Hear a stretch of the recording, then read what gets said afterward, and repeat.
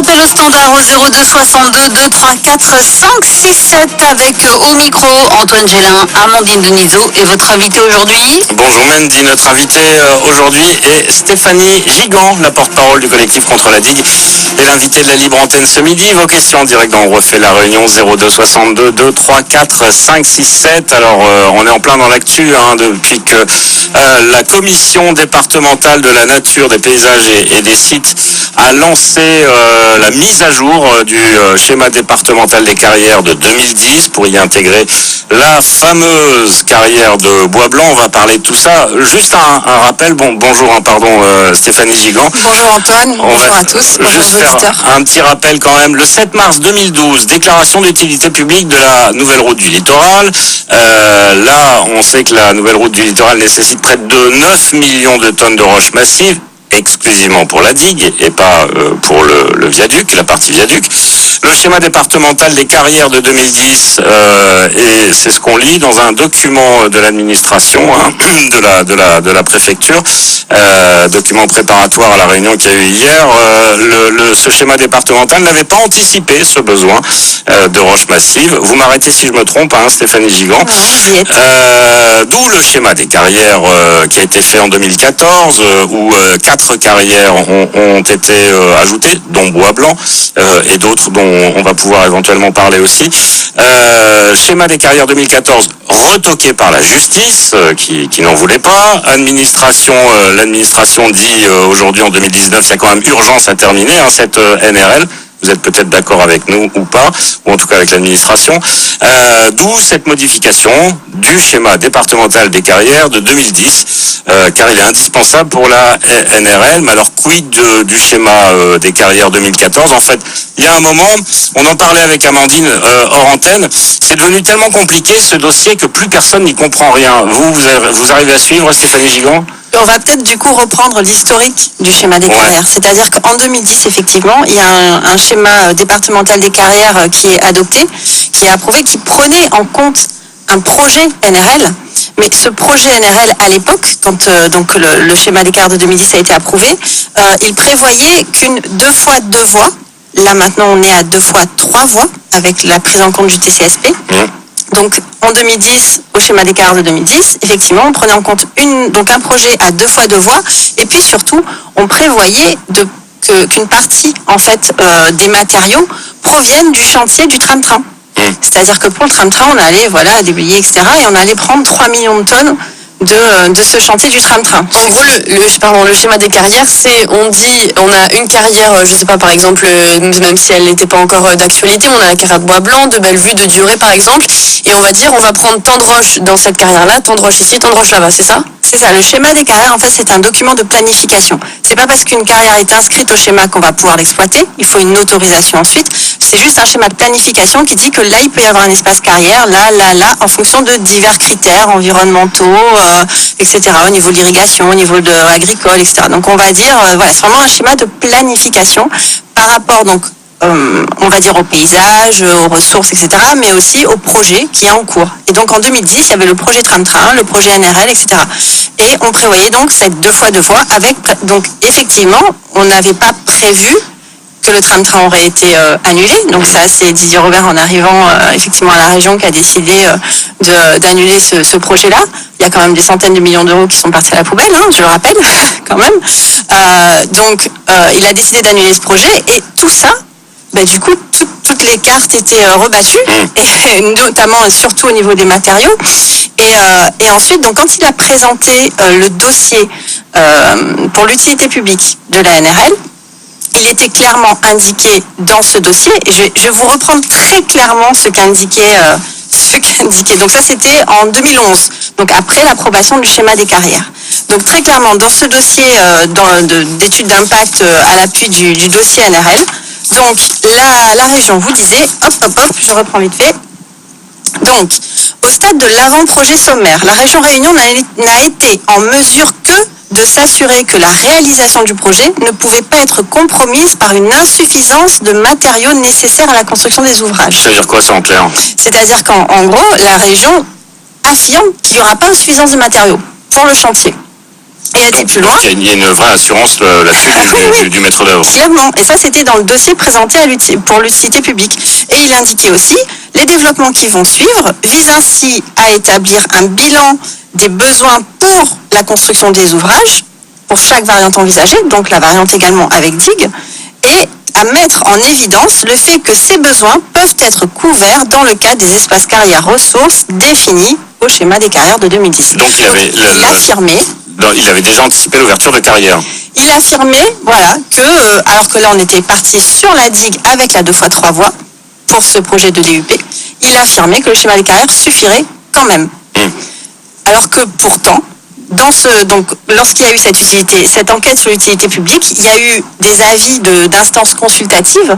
Parmi elles, il y a eu le Conseil national, le Conseil national de protection de la nature, non, l'autorité environnementale, pardon, la haute autorité environnementale et le Conseil scientifique régional de protection de la nature, qui tous deux, ont tout de suite vu qu'il y aurait un problème au niveau des matériaux et qui ont alerté la région dans leurs avis. Donc on se retrouve en 2014 où on est en gros obligé de faire un nouveau schéma départemental prenant en compte justement 4 carrières, c'est ça ? C'est ça. Alors, on va être simple, on va s'appuyer toujours sur ce document que j'ai sous les yeux, document donc préparatoire à la réunion de la commission d'hier. 4 carrières, donc NRL 01, le plateau de l'Ermitage, elle a été abandonnée, cette carrière, enfin ce projet de carrière a été abandonné en raison de la mauvaise qualité du gisement. NRL 02, donc la deuxième carrière, c'est la fameuse carrière de Bois Blanc. Il y a la NRL 03, donc ça c'est la carrière de Bellevue, dossier en cours d'instruction, avis défavorable de la commission d'enquête. Et la quatrième carrière, c'est la carrière dans l'Est, celle de Dioré. Et alors là, juste le projet a été abandonné faute d'accord commercial, c'est ça ? C'est ça, c'est qu'en fait, tout simplement, celui qui porte le projet de carrière à Dioré, c'est le concurrent. En matière de carrière, c'est le concurrent du groupement NRL. Voilà, c'est le groupement NGE Gantoli. Et voilà, le groupement NRL veut ses carrières à lui pour en tirer le meilleur profit. Tout simplement. On nous dit aussi, toujours sur juste avant ça, qu'est-ce qui s'est passé donc hier ? Est-ce qu'on peut dire aujourd'hui que le schéma départemental 2014, celui qui a été retoqué par la justice, est caduc ? Alors, pas vraiment. Je m'explique. C'est-à-dire que effectivement, ce schéma départemental de 2014 a été annulé par la Cour d'appel de Bordeaux. Donc en mai de l'année dernière, 2018. Mais il y a eu un pourvoi en cassation de l'État.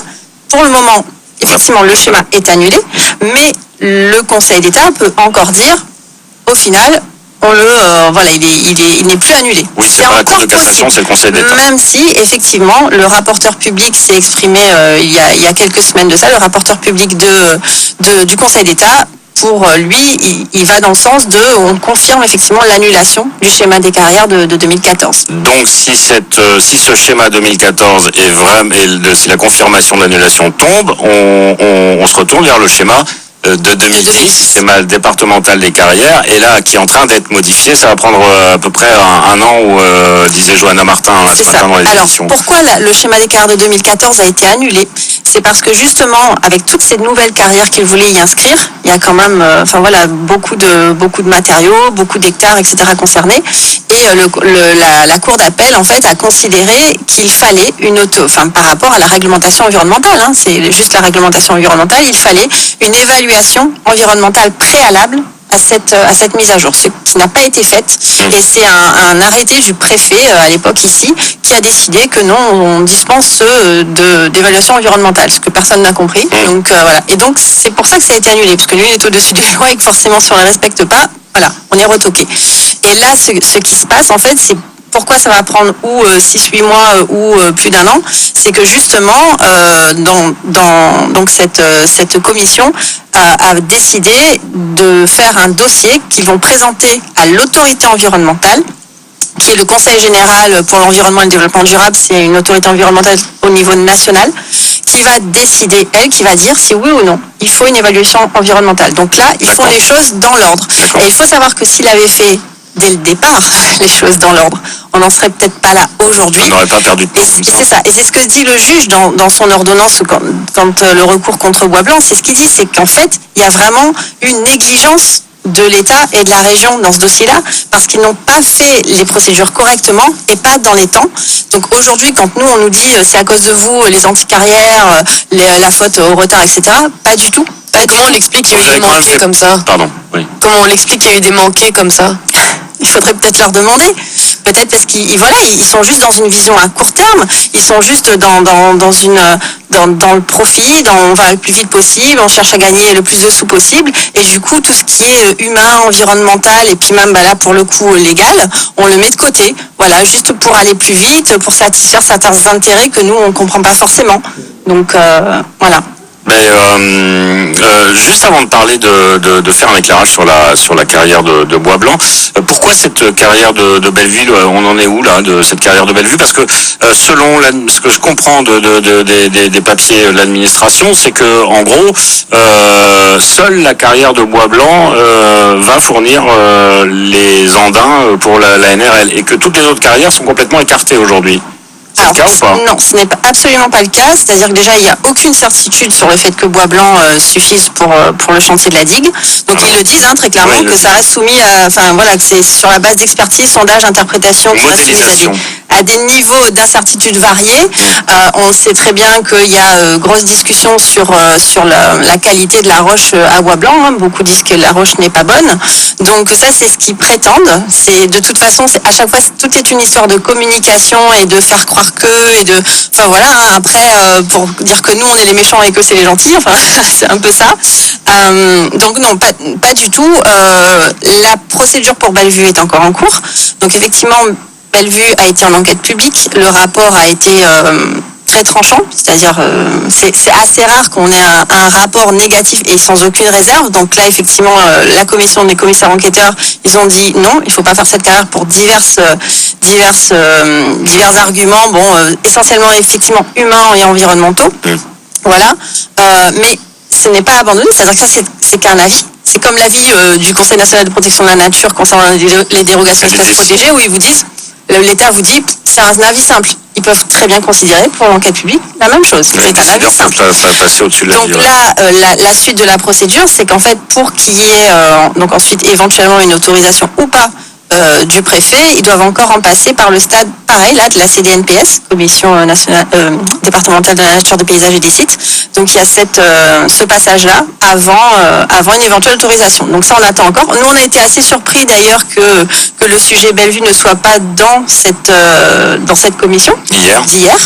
Donc on s'est dit tiens ils auraient pu ils l'ont pas fait. Ils auraient pu faire coup double. Ouais. Entre Bois-Blanc et Bellevue. Exactement. Donc ils l'ont pas encore fait, et c'est pareil au niveau des lataniers. C'est-à-dire que les lataniers, c'est toujours en cours aussi. Je voulais vous relancer justement sur les lataniers. On n'entend plus parler des lataniers. Je représente un latanier aussi. Oui, vous habitez dans la commune, oui. Et en fait, c'est vrai que les lataniers, c'est toujours en cours aussi. Il y a 3 carrières là dans la course, on dirait. Mais elle n'est pas dans les lataniers ne se retrouvent dans aucun schéma départemental de carrière. Nous sommes d'accord. Et en fait, quand il y a eu la modification en 2014, les lataniers ont été écartés. Les lataniers étaient dans le projet, et ça a été écarté pour des raisons essentiellement juridiques, parce que le projet, la superficie englobait des zones de SNIEF 1, etc. Et donc le projet de SNIEF 1, ça veut dire quoi? SNIEF 1, c'est une zone particulièrement protégée au niveau environnemental, et où il y a vraiment un principe d'interdiction stricte de carrière. Et donc le projet de l'époque englobait cette zone-là. Vous avez 2 types de territoires de classement, le SNIEF 1 et le SNIEF 2. Et d'ailleurs, c'est très important, puisqu'on va en parler pour Bois-Blanc. Ça va être un des peut-être de critères qui va faire basculer la balance d'un côté ou de l'autre. Ouais. Voilà. Et donc là, pour les lataniers, très rapidement, donc la mairie, contrairement aux autres communes, la mairie a donné son feu vert entre guillemets, c'est-à-dire qu'elle a signé le contrat avec le carrier en fin d'année dernière, sous condition suspensive de révision du PLU qu'elle vient de faire passer. Donc ça, elle a révisé son PLU, elle n'a pas eu besoin de PIG, parce que elle a révisé elle-même toute seule le PIG, projet d'intérêt général, qui force un peu la main au maire pour modifier le PLU. Donc là, elle n'a pas eu besoin, puisque notre chère maire très écolo a décidé de modifier le PLU. Voilà. toute seule. Donc ça a été validé il y a quelques semaines. Et ben là, la prochaine étape, normalement le dossier a été déposé, le dossier de demande d'autorisation a été déposé par le carrier en préfecture. Apparemment, il aurait été déposé en début d'année, puis retoqué, on ne sait pas trop pourquoi. Et là, il aurait été redéposé, mais on n'en est pas tout à fait sûr. La prochaine étape, ça sera l'enquête publique pour les Lataniers, mais voilà, c'est toujours dans la course. Du coup, il y a un truc que je comprends pas, parce que l'administration nous dit que Bois Blanc suffirait à fournir ces 9,3 millions de tonnes de matériaux, et d'un autre côté, on anticipe sur l'ouverture de Latanier. En gros, Latanier, ça servirait à quoi? Ben, ça servirait à avancer en attendant Bois Blanc. D'accord. Ils veulent tellement aller vite que même si normalement le schéma d'écart il vous dit qu'il faut effectivement avoir une vision de rationalisation des carrières, de l'utilisation des matériaux, etc. Eux ils sont prêts à multiplier les carrières pour pouvoir aller plus vite en fait. Justement que ce soit Bellevue ou Latanier en se disant bon bah celle-là on va peut-être pouvoir les ouvrir plus vite que Bois Blanc, donc on va foncer sur celle-là parce qu'il faut savoir que même si une carrière n'est pas inscrite au schéma des carrières, on peut exploiter un site si le projet est compatible, et compatible ne veut pas dire conforme, donc là la subtilité est très... donc si le projet est compatible au schéma des carrières. D'accord. Donc c'est pour ça que les Lataniers, c'est possible de l'exploiter si on considère que le projet est compatible. Nous, bien sûr, on considère que c'est pas le cas, mais eux, ils ont une vision différente. La procédure est, j'imagine, plus rapide que ce qu'on connaît maintenant. C'est-à-dire qu'il n'y a pas besoin de mise à jour du schéma départemental. En gros, on rédige une annexe et hop là, on la scotche au schéma départemental. Typiquement, là, pour Bois Blanc, je vous rappelle que Bois Blanc avait été autorisé, donc là, l'arrêté est suspendu, mais Bois Blanc avait été autorisé par un arrêté préfectoral en décembre 2018, d'accord ? Le schéma des carrières, rappelez-vous, le schéma des carrières de 2014 était déjà annulé, puisqu'il a été annulé en mai. Mais ils ont considéré que le projet était quand même compatible au schéma des carrières de 2010.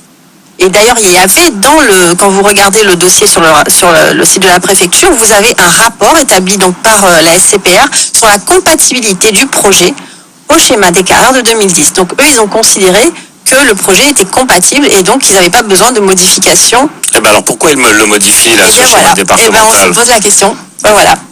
Puisqu'ils auraient pu le mettre en annexe. Pour nous, c'est tout simplement un aveu d'échec. C'est un aveu qu'effectivement, leur arrêté de 2018, de décembre 2018, d'autorisation de carrière, n'est pas légal. Donc ils sont sûrs qu'il va être retoqué au Conseil d'État. Pour nous, c'est un aveu d'échec, effectivement. Bon, bah on verra. Juste un mot avant de parler de Bois Blanc. Sur ce document, toujours le même document, je lis 3,1 millions de tonnes issues d'opérations d'amélioration foncière pour les andins et épierrages. C'est quoi ça? Est-ce que c'est ce que nous disent certains agriculteurs depuis plusieurs semaines, qu'ils ramassent des andins pour leurs champs pour fournir la NRL? Oui, clairement. C'est de notoriété publique, effectivement. Il y a environ 3 millions de tonnes qui sont fournies à travers les andins agricoles. Oui. C'est quelque chose que vous avez pris en compte par rapport aux champs agricoles, par rapport au ravinement. Effectivement, pour nous, c'est pas forcément la solution. C'est pas la solution de cours. C'est vrai que je maîtrise pas particulièrement le dossier andin, mais quand j'en discute avec des spécialistes, déjà ils nous disent que il y en a qui disent mais on devrait finir avec les andins. Alors pas du tout, manifestement, parce que les andins, il y en a beaucoup aussi qui servent justement à retenir les terres et à empêcher effectivement en cas de forte pluie les ravinements. Beaucoup pointent du doigt justement ces prélèvements massifs d'andins qu'il y a eu et puis les coulées de boue qu'on a eu au dernier Berguita, Fakir, etc. sur certaines zones, notamment dans l'ouest et le sud. Et il y a le coût aussi, le coût supplémentaire d'achat de ces andins. Tout à fait, ça coûte plus cher effectivement. Une partie peut-être qui était déjà anticipée, mais c'est vrai que le fait que les carrières sont pas encore exploitables. Encore une fois, le souci c'est qu'on peut faire les choses, mais il faut les faire correctement. Et la problématique des andins, c'est la même que les carrières, c'est-à-dire que oui, on peut prélever certains andins, mais pas tous. Oui, on peut ouvrir des carrières, mais pas n'importe où. Oui, il faut des matériaux pour le logement, pour le BTP, pour tout ça, mais après, il faut pas ouvrir non plus des carrières en plein centre-ville, en pleine zone balnéaire, en pleine zone touristique. Enfin, voilà, tout doit être fait quand même dans la mesure, dans un certain respect de l'environnement, de l'humain, des réglementations. Et encore une fois, quand on veut aller trop vite, quand on est dans l'urgence et quand on s'échine quand on a des intérêts qui sont, pour nous, c'est pas l'intérêt général qui prime. C'est là que viennent les problèmes et c'est là qu'on se retrouve après face à un mur et là pour nous ils sont vraiment dans une logique de la précipitation, on fonce et ils vont droit dans le mur pour nous. Juste une question, dans les avant-projets, vous parliez de plusieurs avant-projets avant le projet de la NRL. Est-ce qu'il était envisagé, est-ce qu'il y a un des projets qui a envisagé le tout viaduc ? Oui, tout à fait. Très clairement, dans le dossier soumis à utilité publique, il y avait une comparaison des variantes, et notamment ce qu'on appelait la variante 2 viaduc. C'était pas tout viaduc, c'était la variante 2 viaduc. On dit 2 viaduc parce que à la Grande Chaloupe, il y a forcément une espèce de digue, un échangeur, etc. Donc il y avait la variante 2 viaduc ou la variante 1 viaduc. Ça, c'est la variante viaduc plus digue. Donc effectivement, il y a eu une comparaison. Et d'ailleurs, à ce titre-là, l'État lui-même, en 2013, quand il y a eu donc il y a eu l'utilité publique en 2012, et ensuite s'en est suivi une procédure pour justement obtenir les dérogations espèces protégées. Et dans ce cadre-là, l'État, la DEAL, avait produit un rapport dans lequel l'État lui-même dit, c'est marqué noir sur blanc, donc dans un rapport de la DEAL qui dit que la variante de viaduc est beaucoup moins impactante et donc beaucoup plus satisfaisante que la variante avec digue. Et ça, c'est une condition, en fait, pour ne pas avoir la dérogation espèces protégées. C'est-à-dire que quand il existe une solution plus satisfaisante sur le plan environnemental, la réglementation environnementale dit c'est celle-là qu'on doit choisir. Et là, pour autant, alors qu'il y a un rapport de l'ADL qui le dit, qui écrit noir sur blanc, quelques mois après, il y a eu autorisation de dérogation espèces protégées. Et en l'occurrence, la dérogation a été reconfirmée, effectivement. Il nous reste 5 minutes pour parler de Bois Blanc. De quoi je vous parler? Non, mais on peut passer à Bois Blanc. Alors, Bois Blanc, c'est deux parties. Une partie en dessous la route des Tamarins, du côté des Souffleurs, c'est ça? Voilà. Et une partie au-dessus de la route des Tamarins. Une partie qui est, alors c'est là qu'on va reparler du ZNIEF, le fameux ZNIEF. Une partie qui est en ZNIEF 1, une partie qui est en ZNIEF 2. ZNIEF 1, c'est la partie basse, si je me souviens bien, ou alors c'est impossible, vous l'avez dit tout à l'heure, c'était impossible normalement d'exploiter une carrière, et ZNIEF 2 qui est au-dessus. La problématique Bois Blanc, c'est plus le périmètre irrigué en l'ocurrence. Le critère qui était vraiment problématique, c'était plus avec des enjeux agricoles, avec un terrain d'un hectare 3 qui, suite à la carrière, de façon prévisionnelle, il prévoit de l'agrandir à 8 hectares. Je vais vous lire deux choses. Ce document qu'on a donc reçu hier, un approvisionnement de 9,3 millions de tonnes de matériaux est attendu grâce à l'exploitation de cette carrière. On parle de Bois Blanc.